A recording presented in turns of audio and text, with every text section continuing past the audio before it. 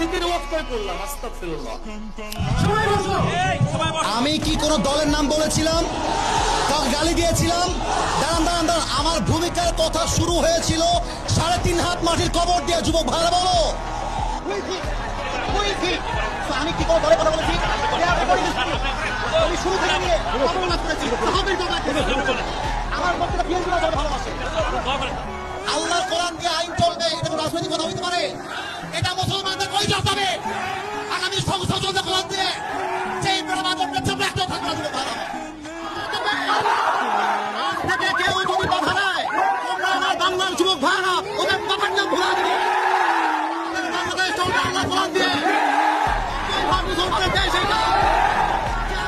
দেশটা স্বাধীন করেছি। এটা নাকি বিএনপির লোক? যদি কোনো বিএনপির লোক বলে আল্লাহ কোরআন দিয়ে দেশ চলবে না, এমন নেতা চাই যার কোরআন দিয়ে দেশ চলবে। এমন নেতা চাই যে তুমি আদর্শ মানতে চাও। এরপর থেকে লাস্ট কথা, লাস্ট কথা শোনো, বগুড়া বলে কথা নয়, যেখানে যেই নেতা কথা দিবে তুমি আপনার নেতা বাজাও।